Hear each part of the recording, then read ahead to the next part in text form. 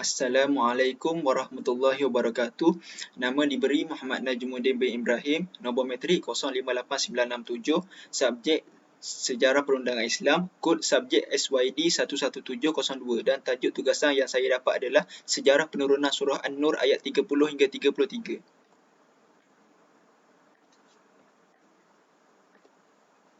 Okey.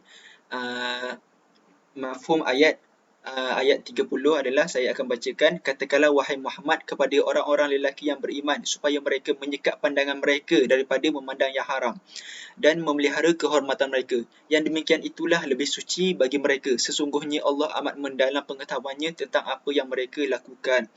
Ayat 31 pula, katakanlah kepada wanita yang beriman, hendaklah mereka menahan pandangannya, kemaluannya dan janganlah mereka menampakkan perhiasannya kecuali yang biasa nampak daripadanya. Dan hendaklah mereka menutupkan kain kudung ke dadanya dan janganlah menampakkan perhiasannya kecuali kepada suami mereka, ayah mereka atau suami ayah mereka, ayah suami mereka atau putera-putera mereka atau putera-putera suami mereka atau saudara-saudara laki-laki mereka atau putera-putera saudara lelaki mereka atau putera-putera saudara perempuan mereka atau putera atau wanita-wanita Islam atau budak-budak yang mereka miliki atau pelayan-pelayan lelaki atau pelayan lelaki yang tidak mempunyai keinginan terhadap wanita atau anak-anak yang belum mengerti tentang aurat wanita.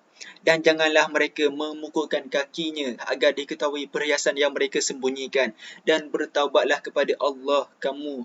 Dan bertaubatlah kamu sekalian kepada Allah, hai orang-orang yang beriman, supaya kamu beruntung. Dan ayat 32, dan kahwinkanlah orang-orang yang sendirian di antara kamu dan orang-orang yang layak berkahwin dari hamba-hamba sahayamu yang lelaki dan hamba-hamba sahayamu yang perempuan. Jika mereka miskin, Allah akan memampukan mereka dengan kurnianya, dan Allah maha luas pemberiannya lagi maha mengetahui. Ayat 33, dan orang-orang yang tidak mampu kahwin, hendaklah mereka menjaga kesucian dirinya sehingga Allah memampukan mereka dengan kurnia-Nya. Dan budak-budak yang kamu memiliki yang menginginkan perjanjian, hendaklah kamu buat perjanjian dengan mereka jika kamu mengetahui ada kebaikan kepada mereka. Dan berikanlah mereka sebahagian dari harta Allah yang Allah kurniakan kepada kamu. Dan janganlah kamu paksa budak-budak wanita kamu untuk melakukan pelacuran, sedangkan mereka sendiri menginginkan kesucian. Kerana kamu hendak mencari keuntungan duniawi semata-mata. Dan barang siapa yang memaksa mereka, maka sesungguhnya Allah adalah maha pengampun lagi maha penyayang kepada mereka sesudah mereka dipaksa itu. Mafhum ayat ke-33. Okey, saya akan menceritakan sedikit secara ringkas tentang latar belakang tajuk dan sebab pemilihan tajuk. Latar belakang tajuk. Surah An-Nur adalah surah yang ke-24 dari Al-Quran. Surah ini terdiri daripada 64 ayat dan termasuk golongan surah-surah Madaniyah. Surah An-Nur bermaksud cahaya, yang diambil dari kata An-Nur yang terdapat pada ayat ke-35 dalam surah ini. Ayat 30 hingga 33 ini menceritakan tentang perintah Allah Subhanahu Wa Taala bagi kaum lelaki yang mukmin dan kaum perempuan yang mukminah. Ayat ini merupakan penghargaan daripada Allah Subhanahu Wa Taala kepada suami mereka serta perbezaan antara perempuan yang jahiliyah dan perilaku syirik, dan larangan untuk memaksa hamba saya untuk melacur, dan perintah untuk memerdekakan hamba saya dengan perjanjian tertentu. Dan sebab pemilihan tajuk adalah, antara sebab-sebab saya memilih tajuk ini adalah saya ingin tahu dengan lebih mendalam tentang peristiwa dalam surah An-Nur ini yang amat menarik perhatian saya dan berkait rapat dengan kehidupan seharian kita, iaitu tentang tundukkan pandangan dan jaga kemaluan, dan amat berkaitan dengan kehidupan saya sebagai seorang remaja.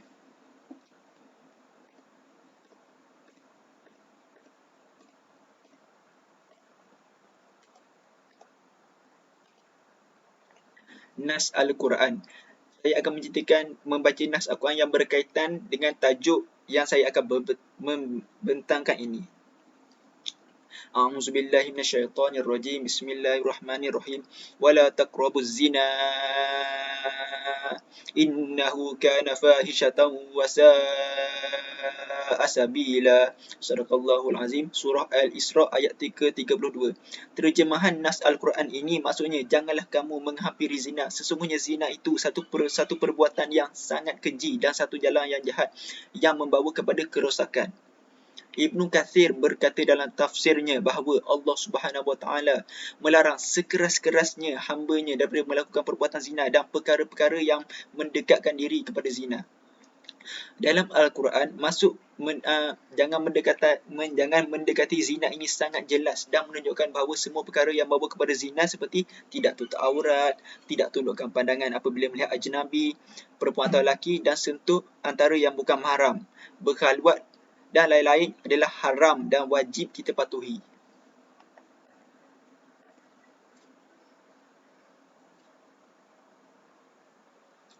Sejarah penurunan surah An-Nur ayat 30 hingga 31. Ayat ini merupakan perintah daripada Allah Subhanahu Wa Taala bagi kaum lelaki mukmin ataupun mukminah. Ayat ini merupakan penghargaan dari Allah Subhanahu Wa Taala bagi suami mereka serta perbezaan antara perempuan jahiliyah dan perilaku syirik. Asbab penurunan ayat ini adalah sebagaimana diceritakan oleh Muqatil bin Hayyan. Dia berkata, telah datang satu berita kepada kami bahawa Jabir bin Abdullah Al-Ash'ari telah menceritakan bahawa Asma binti Mursid sedang duduk di tempat tinggalnya di Bani Harishah. Tiba-tiba ramai perempuan datang berjumpa dengannya tanpa menutup aurat yang sempurna sehingga menampakkan gelang-gelang yang ada pada kaki-kaki mereka. Nampak dada-dada mereka dan aurat-aurat di tempat lain. Asma tergamam dan terkejut seraya berkata, alangkah buruknya pakaian mereka ini. Maka dengan ini turunlah ayat ke-30 surah An-Nur ini.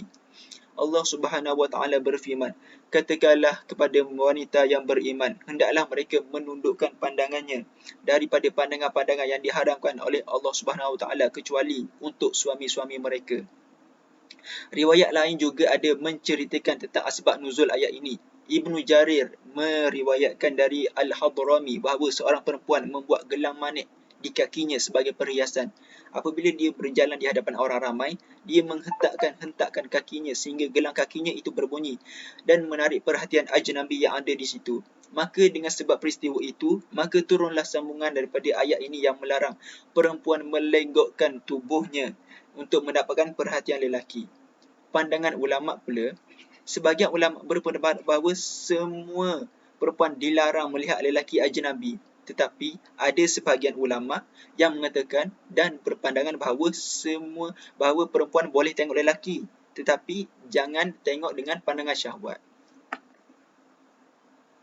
Kita sendiri dapat lihat sebab nuzul ayat ini, maka kita sudah semestinya dapat memperhatikan dan melakukan apa yang diperintahkan oleh Allah Subhanahu Wa Taala.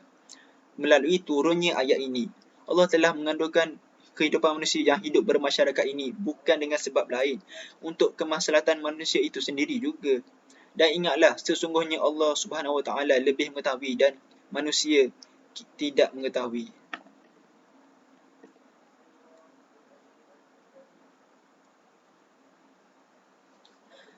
Mari kita lihat sejarah penurunan surah An-Nur ayat ke-33 pula.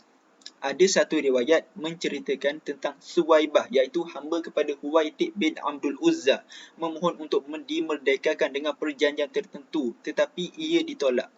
Maka turunlah ayat ini, iaitu surah An-Nur ayat 33 sebagai perintah untuk memerdekakan hamba sahaya dengan perjanjian tertentu. Lain-lain riwayat juga ada menyebut bahawa Abdullah bin Ubay ada seorang hamba perempuan yang diperintahkan untuk melacur sejak zaman jahiliyah lagi. Ketika turun perintah diharamkan zina, hamba perempuan itu tidak lagi mahu berzina.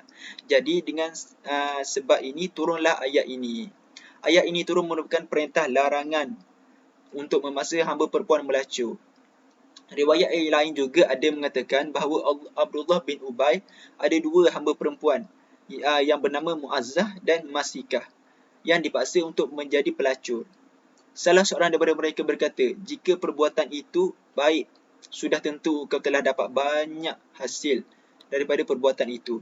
Tetapi jika perbuatan itu keji, maka aku pasti akan meninggalkan perbuatan itu. Maka turunlah ayat ini, surah An-Nur ayat ke-33 ini. Dalam riwayat yang lain juga ada mengatakan bahawa nama hamba Abdullah bin Ubay adalah Masikah dan Aminah. Kedua-dua orang ini mengadu kepada Rasulullah sallallahu alaihi wasallam kerana dipaksa melacur. Maka turunlah ayat ini berkaitan dengan peristiwa ini. Dalam riwayat yang lain ada menceritakan bahawa Masikah itu berasal daripada kaum Ansar dan dipaksa untuk melacur oleh tuannya, dan dia mengadu kepada Rasulullah sallallahu alaihi wasallam. Maka dengan peristiwa tersebut turunlah ayat surah An-Nur ayat ke-33 ini. Sekian, itu adalah sedikit sejarah ringkas tentang penurunan surah An-Nur ayat 30 hingga 33. Sebagai penutup, sebagai penghias sejarah, kita sebagai umat Islam yang bertanggungjawab haruslah mengambil iktibar dan ibrah daripada surah An-Nur ayat 30 hingga 33 ini agar kita dapat menjadi ibadur rahman dan masuk ke dalam syurga Firdaus satu hari nanti, insya-Allah. Dalam konteks sekarang, terlalu banyak maksiat yang berlaku dalam kalangan masyarakat kita kerana teknologi yang berkembang dengan sangat pesat. Jadi, bagi menjaga kehormatan kita dan imej kita sebagai umat Nabi Muhammad SAW di akhir zaman ini, kita harus sentiasa menambah ilmu agama kita dari hari ke hari untuk bekalan kita di akhir zaman ini, supaya kita tidak terjerumus ke lembah kehinaan. Hal ini bersesuaian dengan kata-kata Luqman Al-Hakim kepada anaknya, tuntutlah ilmu, kerana di saat kamu miskin, ia akan menjadi hartamu, dan di saat kamu kaya, ia akan menjadi sebaik-baik perhiasanmu. Selain itu, kita haruslah sentiasa berdamping dengan orang-orang yang baik dan orang yang sentiasa dekat dengan Allah Subhanahu Wa Taala, supaya hari-hari kita tidak dibazirkan dengan aktiviti yang lara. Apabila kita duduk dengan orang-orang yang soleh ini, hati kita sentiasa menjadi tenang kerana mereka selalu mengingatkan kita tentang perkara-perkara akhirat. Hal ini bersesuaian dengan hadis Nabi Muhammad SAW tentang berkawan dengan tukang besi dan penjual minyak wangi. Perumpamaan kawan yang baik dan kawan yang buruk adalah seperti seorang jual minyak wangi dan seorang tukang besi. Adapun penjual minyak wangi akan memberikan kamu minyak wangi tersebut walaupun kamu tidak membelinya. Dan kamu juga akan mendapat bau yang harum daripada minyak wangi yang dijualnya itu. Maka jika kamu berkawan dengan tukang besi, maka baju kamu akan kelihatan kotor dan berbau busuk. Hadis riwayat Bukhari dan Muslim. Dalam konteks remaja pula, kita hendaklah menghindarkan diri dari terjebak ke lembah kebinasaan dan gejala sosial dengan cara memperbanyakkan zikir, istighfar, pergi majlis ilmu kurangnya 4 kali seminggu dan tidak bergaul secara bebas dengan perempuan ajnabi dan bergaul dengan kawan-kawan yang baik dan lain-lain lagi. Oleh itu, marilah kita sama-sama renungkan apa yang kita sudah lakukan untuk umat supaya kita dapat berjumpa di syurga Firdaus kelak, dan marilah kita sama-sama perbaiki diri kita untuk menjadi lebih baik dari hari ke hari. Sekian daripada saya. Yang baik itu datang daripada Allah Subhanahu Wa Taala, yang buruk, yang kurang itu datang dari diri saya sendiri. Wabillahi taufiq wal hidayah. Wassalamualaikum warahmatullahi wabarakatuh.